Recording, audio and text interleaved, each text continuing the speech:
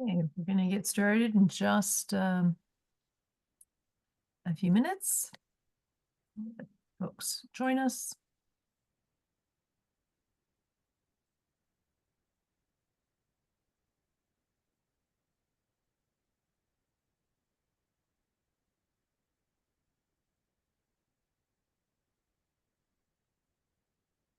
So we are having some sound issues with one of our presenters. We're going to keep working through it, but we will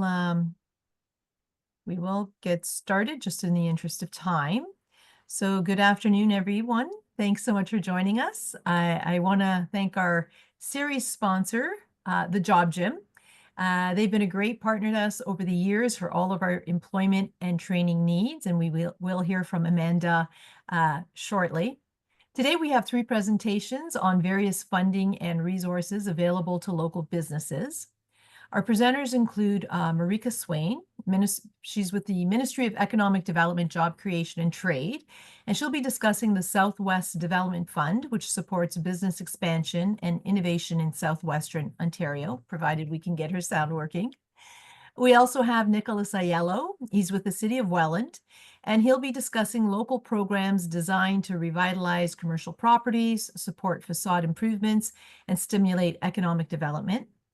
And then we're going to bring back Amanda Shannon from the Job Gym to discuss the Canada-Ontario Job Grant.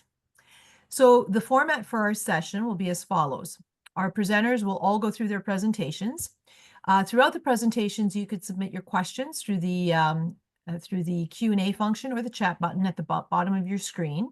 And then we'll address all of the questions once all of the presentations are done. So I don't think Marika's sound is working right now. So why don't we start with you, Nicholas, with your presentation? I'll turn it over to you and then we'll go from there. Sure. Just give me a second to share my screen here.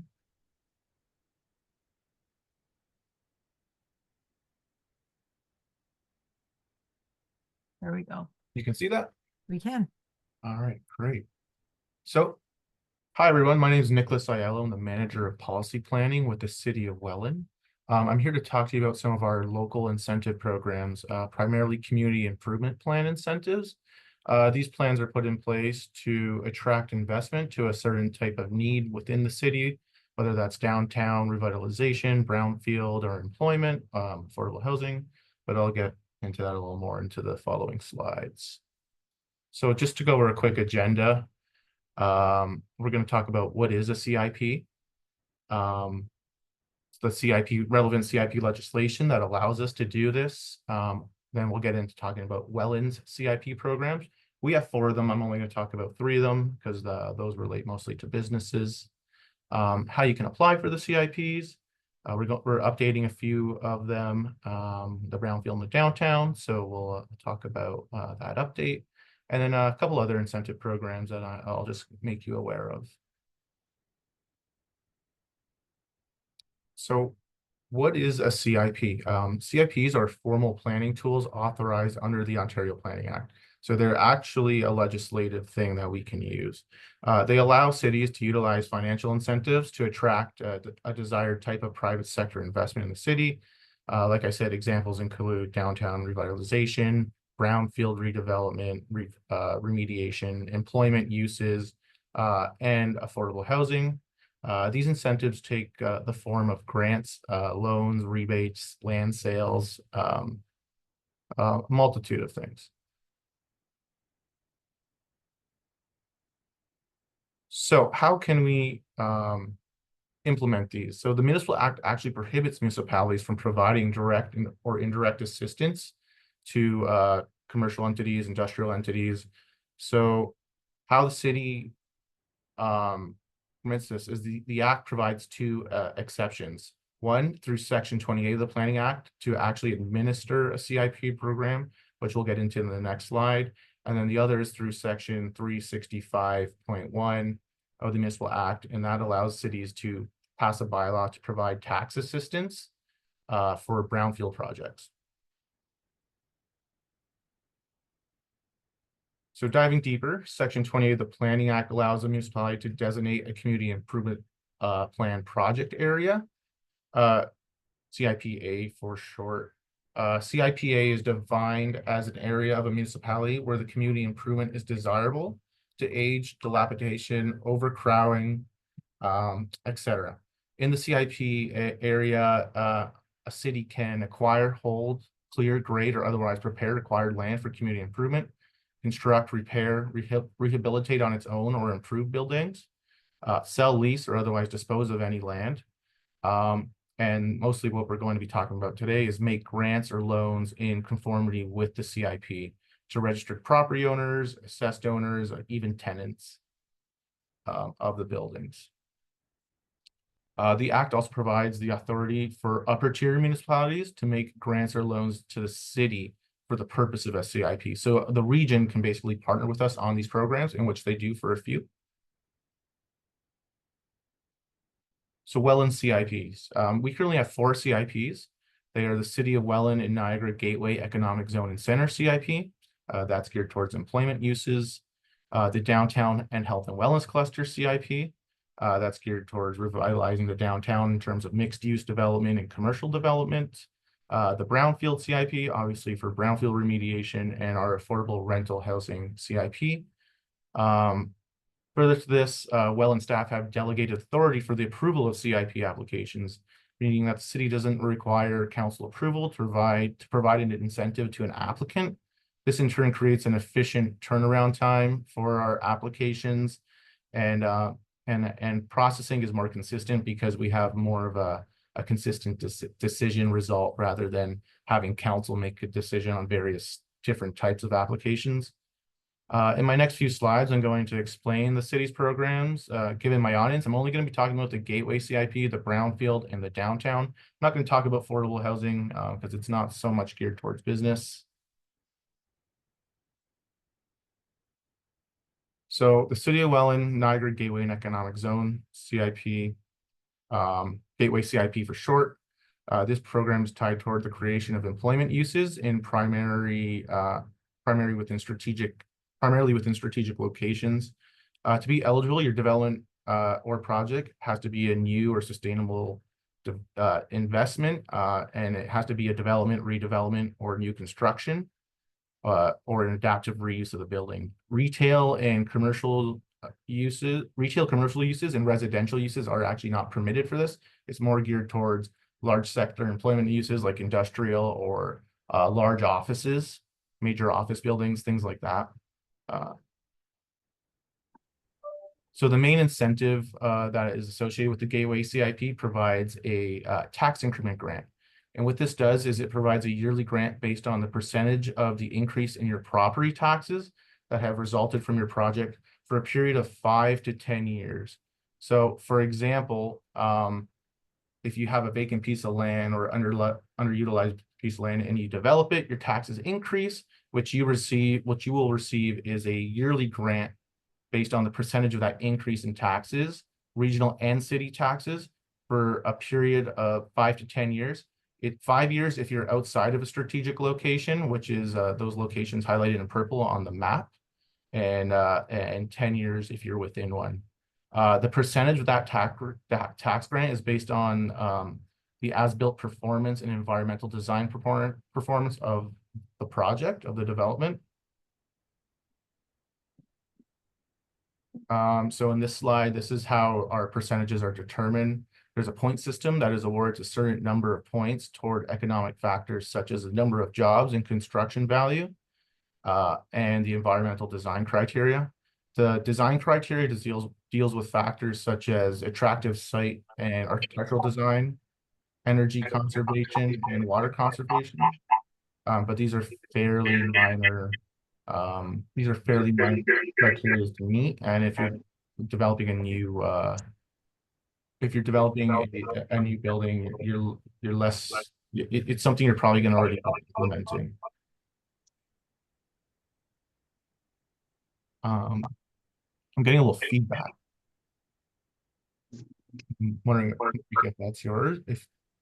I think it's Marika, actually. Yeah. So in terms of success with the Gateway CIP between 2015 and 2023, the Gateway CIP has supported approximately $3.7 billion in private sector investment within Welland alone, and approximately $1.4 billion in new employment use construction costs. So the actual construction and development of the buildings, it was $1.4 billion. So a couple more incentives that are tied to the Gateway program is the planning application fees grant. What this does is it will provide you a 100% reimbursement of any planning fees that are associated with the development of your project or building. And that's just city planning fees. And then there's a Gateway Regional Development Charge Grant. So this is only tied towards regional development charges. Development charges are what are charged to new developments in order to facilitate new infrastructure costs. So basically we're saying you're paying a charge in order in order to develop infrastructure associated with your development or within the community. This is a matching grant of regional DCs payable for projects with with exceptional scores of like the scores I just showed you. That's a score of 14 or more. In terms of city development charges or DCs, all industrial uses are 100% of all city DCs are exempt for industrial uses. So we don't have DCs for industrial.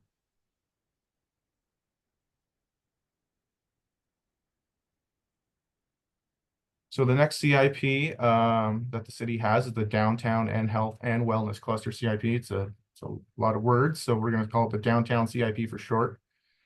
Its purpose is to promote private sector investment and revitalization of the city's downtown and health and wellness cluster. The map on your slide kind of shows that area. Downtown being, East Main Street, Division Street, West Main Street, and south towards King Street, and then from King Street between Lincoln and Ontario is the health and wellness cluster. And that's in place to support the healthcare area, the hospital area. So there's a large suite of incentives associated with this program. I'm going to just briefly talk about them. The first one is the Urban Design Study Grant, and it provides a grant equal to 50% of the cost for an urban design study and or professional architectural design drawings, up to $2,500. So what's tied to these programs are urban design guidelines. So if you're proposing any new facade improvements or a new development that you'll be constructing anything on the exterior, we ask that your project meets our urban design guidelines. So this sort of grant can help you help with any sort of architectural drawings or anything like that to implement those urban design criteria. The next grant is the facade improvement grant, and that provides a grant equal to 50% of the cost for eligible facades, and that's up to a maximum of $12,500. We do provide a grant for rear and side facades if it's fronting like a major street, and that can add an additional $7,500 onto that. We also have the building improvement grant, and that provides a grant equal to 50% of the cost for eligible projects such as commercial developments and mixed use developments to a maximum grant of $12,500. We have the residential grant as well, and that provides that covers up to, if you're proposing new dwelling units, that covers up to 4 of them, up to $15,000 per unit, based on a square footage of $15 per square foot. So you would max out at $60,000 if you were to complete all 4 units with this grant. We also have a tax increment grant similar to the Gateway with the Downtown CIP. And that will provide you a grant based on the increase of your property taxes, up to 80% of that increase for a period of 10 years, if you're in the CIP area. There's a planning and building fees grant as well, and you would be reimbursed for up to $5,000 of any planning and building permit fees that are associated with your development, only city fees. We also have a development charge reduction grant, or I guess it would be an exemption. And basically 75% of any development charges associated with your development in the CIP area are automatically exempt just for being in that CIP area. And then another 25% can be exempted if your development meets certain site design criteria, which they usually do. It has to do mostly with walkability and intensification. If they meet 3 of the 6 of that criteria, 100% of your DCs can be exempted. So in terms of success for this program, between 2019 and 2023, the health and wellness cluster, the downtown CIP resulted in the creation of 320 new housing units and 160 meters squared of new commercial space. The city has provided just over $10 million in incentives within that time frame, all between 2015 and 2023, and the region provided an additional $9.4 million towards those projects. The pictures here show you some of the projects that we have provided funding to or will be providing funding to.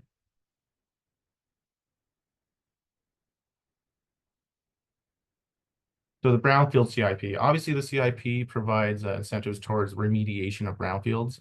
To be eligible, your project must require a record of site condition as per the Environmental Protection Act. This is partly why we see mostly residential development projects approved for this. But if you're proposing a mixed use development, residential, commercial, which we have, you can be eligible for this. So the way the record of site condition process works is if you're going to a more sensitive use, so for example, commercial to residential, then you require a record of site condition. If your project is going from commercial to commercial, you don't need it, and then you're not eligible for this program. But nonetheless, we do get some mixed use developments that are proposed, so I will be explaining this to you today.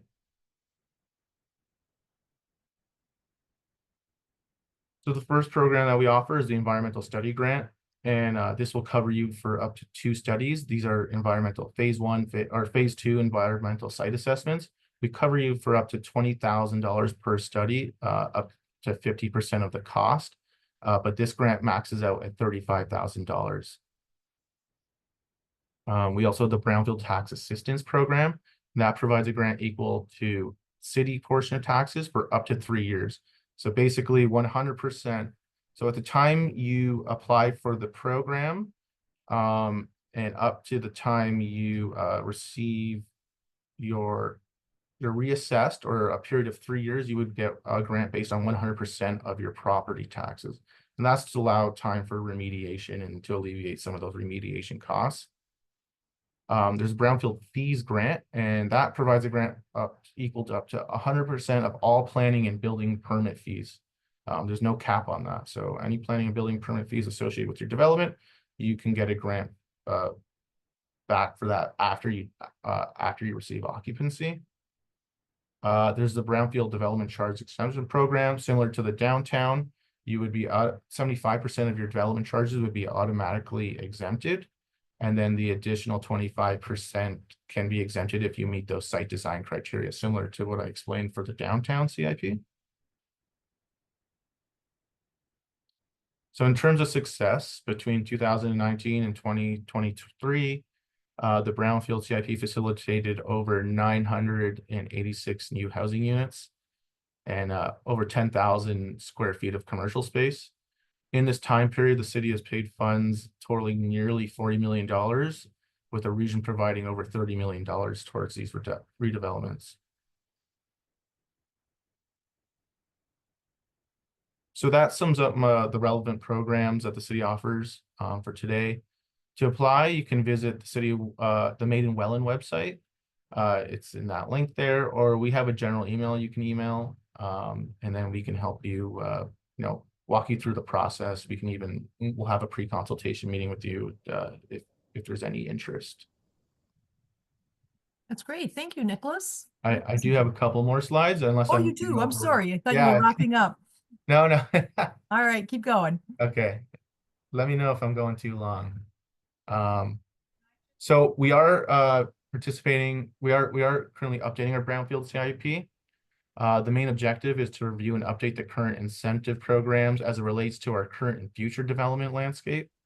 Right now, they are fairly lucrative, so this is going to be a general update to this program. Updating a CIP involves a public process, so if you would like to get involved, you can visit that city engagement page right there. The link's provided. We are updating our downtown and CIP as well. There's a little more going into this project as it's aimed to determine how we can revitalize and create a transformative new design and feel for the downtown. Main components of that project will be reviewing the existing CIP area and seeing whether we need to expand it at all, identify any needed infrastructure enhancements. We're going to be developing a new set of urban design guidelines for this CIP that will be tailored towards the incentives, and then we'd update the programs accordingly to those goals. Just some other incentives to make you aware of. These are mostly regionally based and for development charges. There's a Smart Growth Regional Development Charge Reduction Program. What this can do is give you a 50% reduction of your DCs if in Welland, if you're in the downtown and health and wellness area, or you're a brownfield project, and that's a complete reduction, but that's set to expire in April 2026. There's the regional brownfield development charge deferral, and there they'd be deferring their DCs with associated brownfield projects up until occupancy. Then you would have to pay them. And then there's the regional industrial development charge grant, and that would provide 100% exemption of all regional DCs for eligible industrial projects. In terms of matching, the region currently matches on tax increment grants, and that's towards the regional taxes themselves. So they match for the Gateway CIP, the Brownfield CIP, and the Downtown CIP. But for the brownfield and the downtown, those programs are set to expire as well in April 2026. It's not yet clear whether there's going to be any substitute programs that will be implemented by the region to support these sectors. But I would stay tuned and keep following this, because those are basically half of the grant, and they're significant grants. So you may want to reach out to a regional counselor or something. But right now it's early in the process, but I would just keep following that process along. They are implementing a new regional housing incentive. The region, in partnership with a retained consultant, is creating a new incentive program tailored towards creating housing. It's not yet clear what type of housing, whether it's attainable or affordable housing. There's a public consultation component with that. And they're early on in the process too, but it's not really clear if that's intended to pick up those brownfield and downtown components that they're going to be expiring soon. And that is it for me. I understand there's going to be questions after, so I'll be happy to answer any. Okay, thank you. Sorry for almost cutting you off before. No, that's okay. All right, Marika, are we good to go with your sound?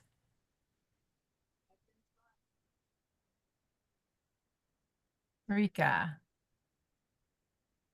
Okay. Oh, there you are. No.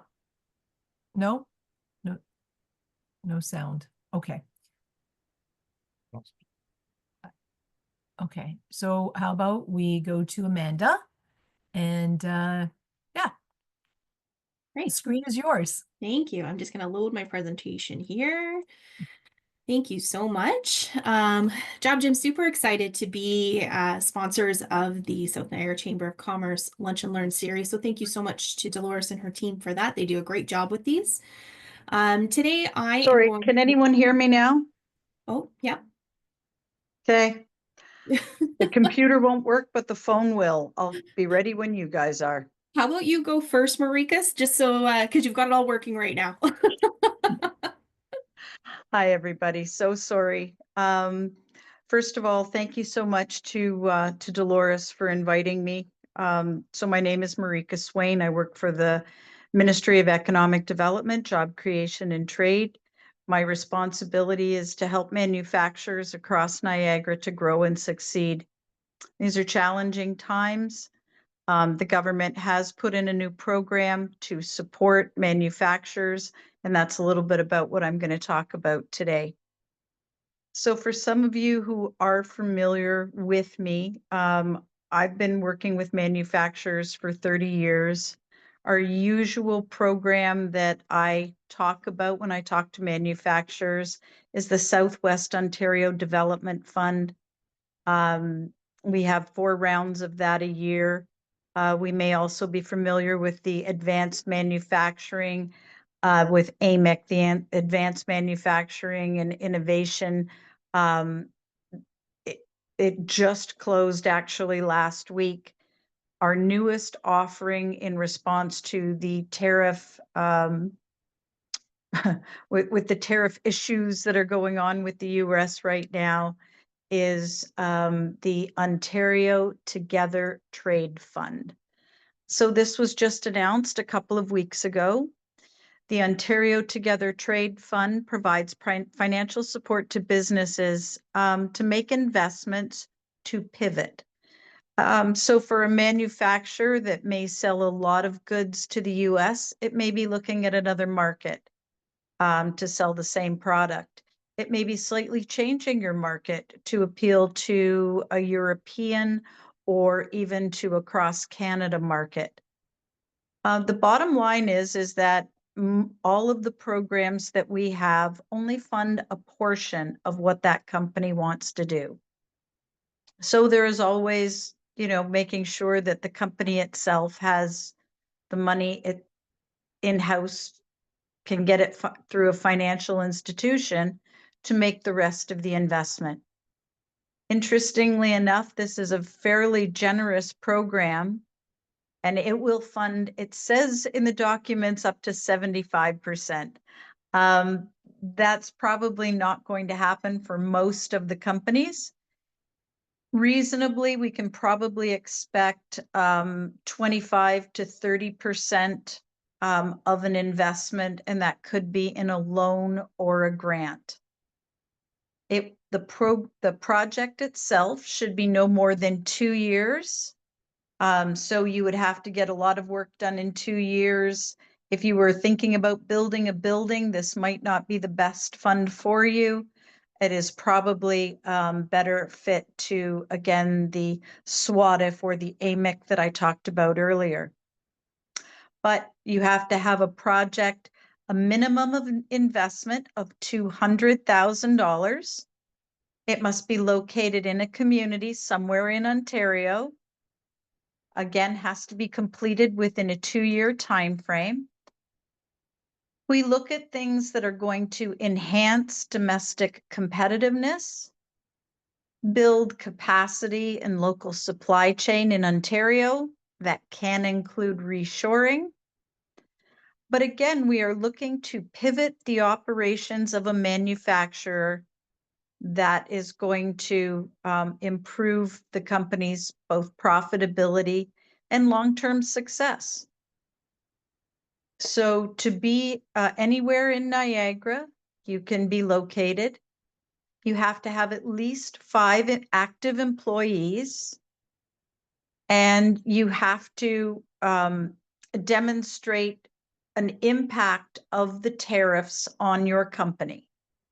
So that could be in a sector that's been extensively targeted by the US, so steel, auto, aluminum, or that you have significant exposure to trade risk. So that could be, again, shipping 50% of your product to the US now in a sector that is getting tariffed or is being affected by the reciprocal tariffs that are put on either by the province or the feds. So I think when I'm talking to manufacturers, my message is very simple. If you are in a manufacturing sector, and again, So that doesn't include tourism. It doesn't include waste management. It doesn't include anything to do with hospitality. We don't cover not-for-profits. We don't cover sole proprietors. No retail. We don't do construction companies, and we don't do personal services or consulting firms. So straight up manufacturers, what kind of opportunities are there? So let's say you were looking at buying a new piece of equipment to allow you to increase your capabilities to better serve a market in Alberta. You have an opportunity to enter the oil and gas, but you need a new piece of equipment, a new CNC piece of equipment, a new chemical processing line. And the piece of equipment costs $2 million. That would be something that this program could look at. Again, what kind of things are covered under that? So the equipment would be covered. We could cover, a small building expansion. Again, if you could get it done in 2 years. We would be looking at one-time labor to set the equipment up, materials, specialized expertise, training and talent costs, permits and fees, and something that we call new market access. Let's say somebody from Germany said, hey, we think you should sell your widgets into Germany. If you were looking at getting your new product approved, there would be funding for that as well. There is no deadline for submissions. This is a continuous intake program. And we're not sure yet how long it's going to take to make a decision.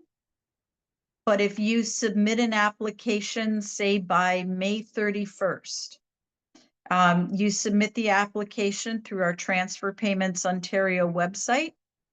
And again, I will send out all of this information. It's basically one website, a couple of different links, but I'll send that to Dolores. She can send it out to everyone.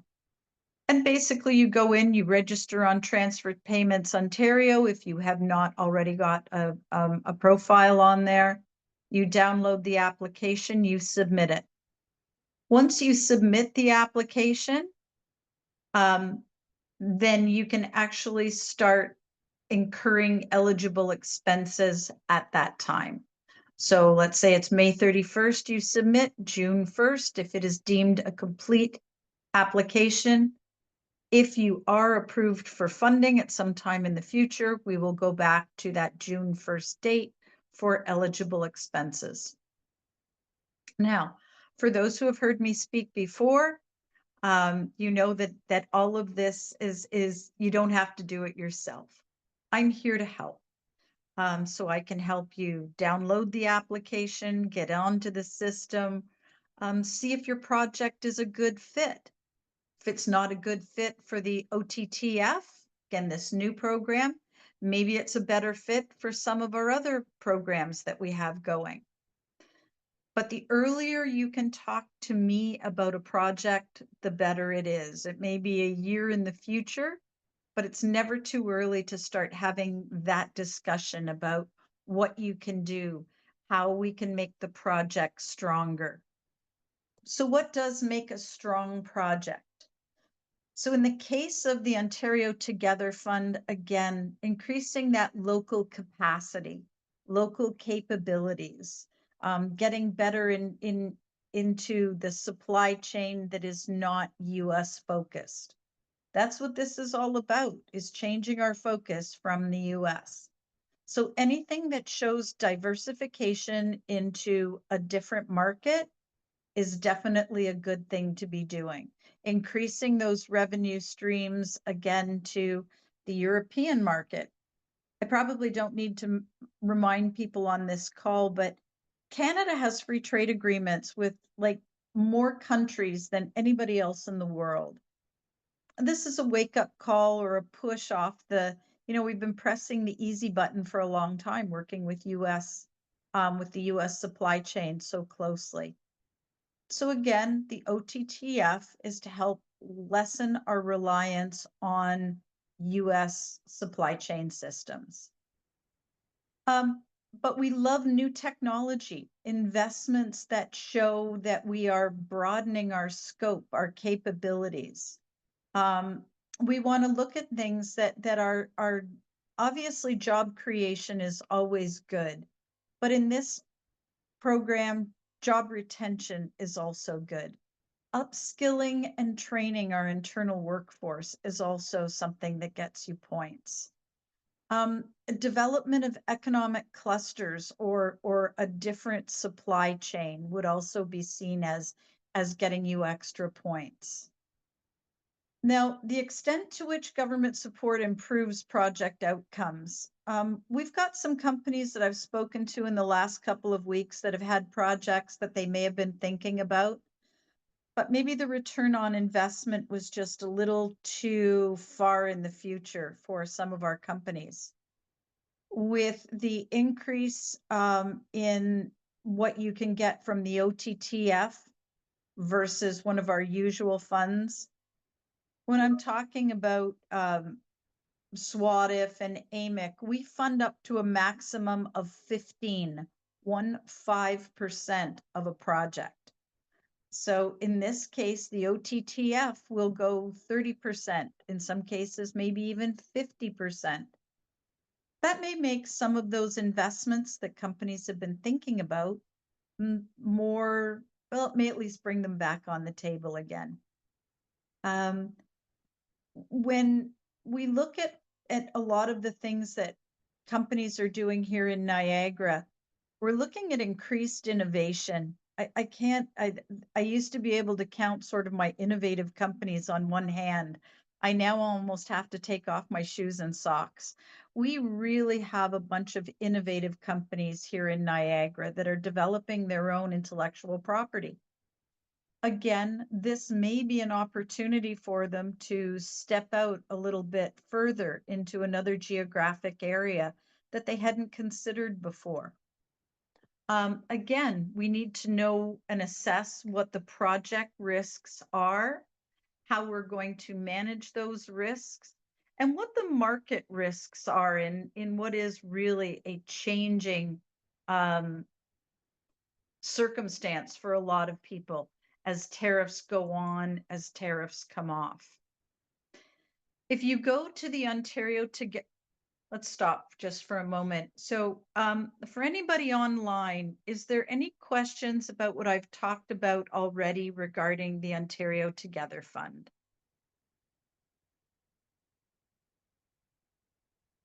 No questions?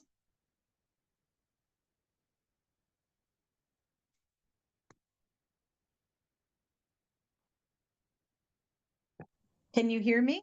We can hear you. I don't think there's any questions that I can Excellent. see. Super. So I'm going to step in a little further and we're going to talk about program guidelines. So what does it take to apply? So for those who haven't done one lately, and I probably do about, I don't know, about 30 of these applications a year, you're looking at somewhere between 70, 80, in some cases 100 hours to put an application together. And that sounds like a lot, but if a company has a well-defined business plan written up, well-defined, a lot of it is cut and paste. If a company has a market export plan or a marketing plan, again, a lot of that is already done for you. So what we would look for is companies that have a strong footing. For the OTTF, if you've had a couple or a tough year and maybe last year you weren't profitable, that doesn't exclude you from applying. But to apply for provincial government funding, you will need to have 3 years of audited financial statements. So compilation or what is just basically the accountant saying, okay, that's good, putting it on their letterhead and sending them back to you is not sufficient. It needs to at least be review engagement statements, and those do cost more than compilation statements do. But you need 3 years of those reviewed statements to be able to apply for provincial funding. So the program itself will require you to submit an application, your financials, 3 years going backwards. It will also require you to do go forward financial statements. So, cash flows. So in the case, if you are looking at a loan, there's a certain amount of cash flow you need to project. Now, for the Southwest Ontario Development Fund, we actually ask for 8 years of cash flows going forward. So that's a bit of an exercise in how well as a company you can manage an Excel spreadsheet. Especially in these changing times, we understand that you may not know everything that's going to happen in the future. Oh, nobody has a crystal ball. Nobody expects you to have one. But you are going to be needing to really look at how you're developing your future plans. And by having a cash flow that goes out 2, 3, 4 years, after that, it's just a matter of using those same assumptions and blowing them out another 4 years. But by being able to understand what your cash flow and therefore your available cash is, we see that you have a better control or hold or plan for your future. So eligible project costs cover a lot of things. What I'm going to touch on instead is what is ineligible. So anything that has to go with ongoing operations, maintenance of existing equipment, capital replacement. So you've got a tow motor or a piece of testing equipment and you're replacing it with the same testing equipment, that does not qualify. Refinancing of existing business operations does not count. Acquisitions and buyouts are ineligible. Restructuring or relocating to another jurisdiction within Ontario does not count. So let's say you were moving your operations from Fort Erie to Beamsville or Fort Erie to Burlington. The costs associated with that move would not be covered. Anything to do with electricity, so bringing in new lines, even if it is more efficient, does not count. Waste management and anything to do with primary recycling, again, or hospitality, any of those efforts do not qualify. Basically, what we're looking for is manufacturers that are going to be doing things that are outside of what they currently do. So if I was looking at a good application, something that would be very desirable. Somebody may be serving the automotive industry, the supply chain down into Detroit. And somebody calls you up from Manitoba and says, hey, I hear that you can do this. Did you know that the oil and gas industry needs that done? And if we partnered together, we could put in, we could supply this company. We could supply this company. And all you'd have to do, you would need this piece of equipment, or you would need this approval. And the company here in Niagara says, wow, that would be great. That's an industry we used to be in 20 years ago before the oil and gas sector kind of dried up a little bit. we should look into that. And they find out that, yes, it's a viable company and it would be a great thing for them to get interested in. But oh, by the way, they need to put $1 million into a piece of equipment they currently have because it doesn't meet the specifications of this new opportunity. So that might be a really good application. Again, we would go through the eligibility checklist to make sure that the company involved is you know, ticking all of the boxes, as we like to say. But all of this begins with an opportunity for the company itself and a discussion with either myself, if the company is in Niagara, or with one of my colleagues across Ontario, if we've reached out with our webinar a little further than that. So, Dolores, that's sort of a little bit about the Ontario Together Fund.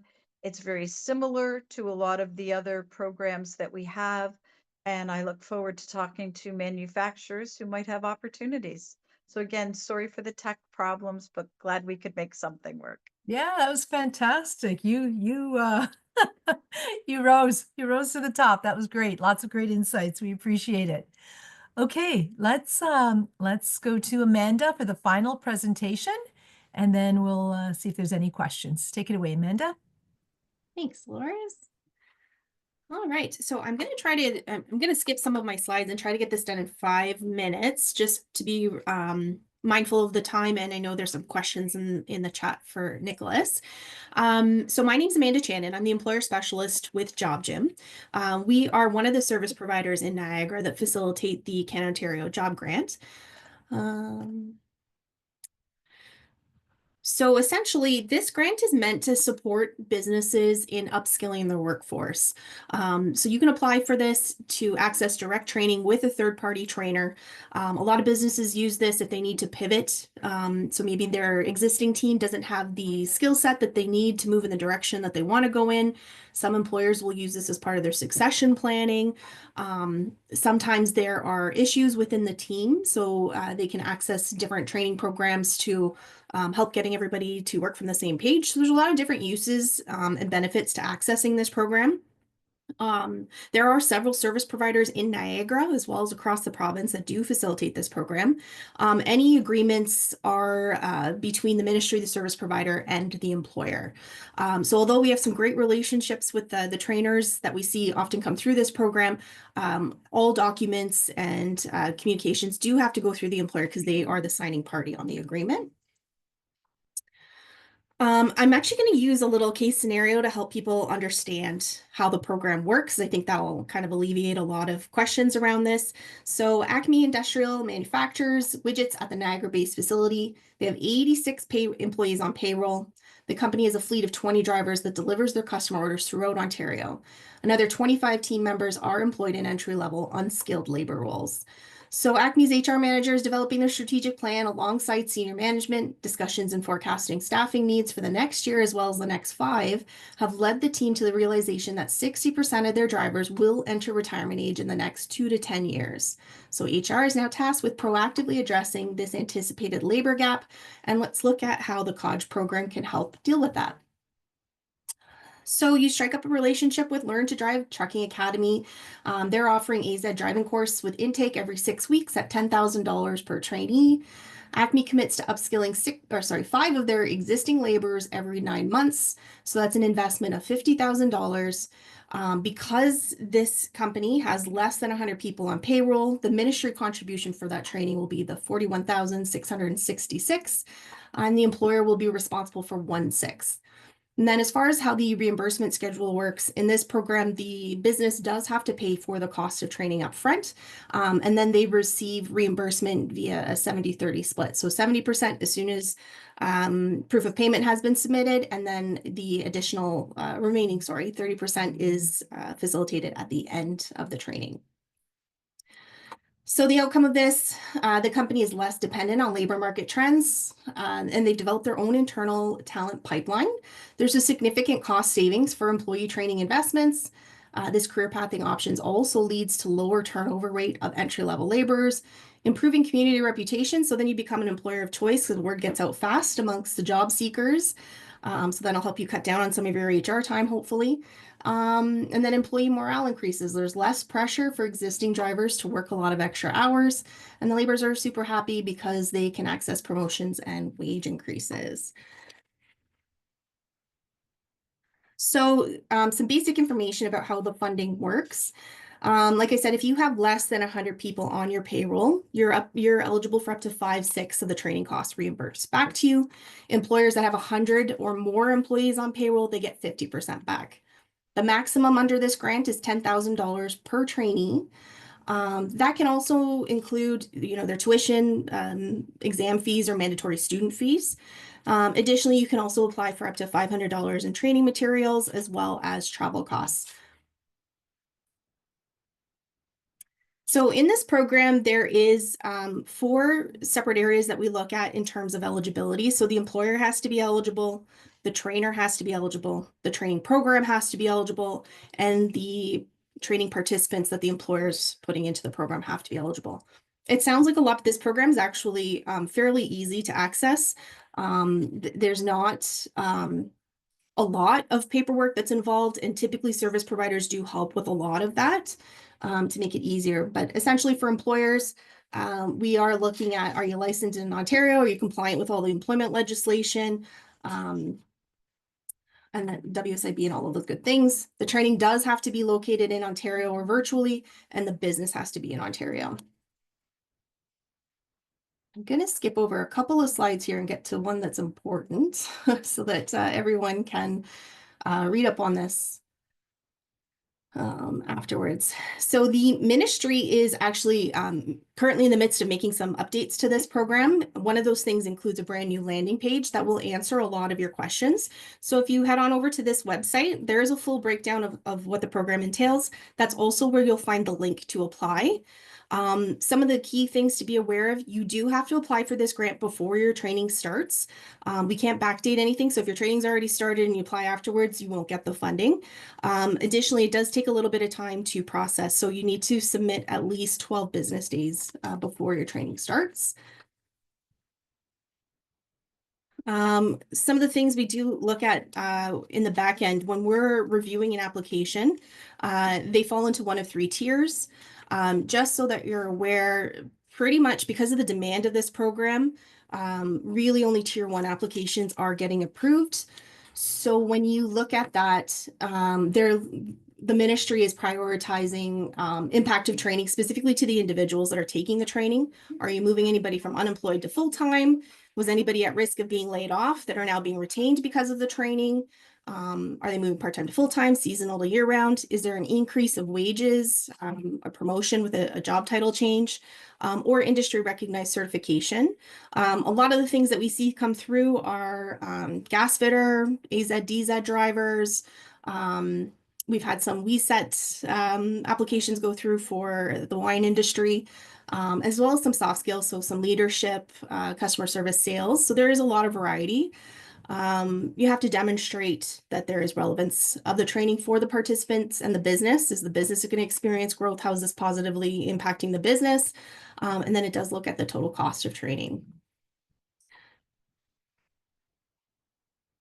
I'm just going to skip over to my contact information.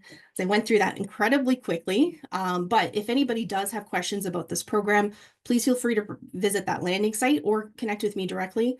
I'm happy to review what your training ideas are to see if they would fit this program, answer any questions you have about the program.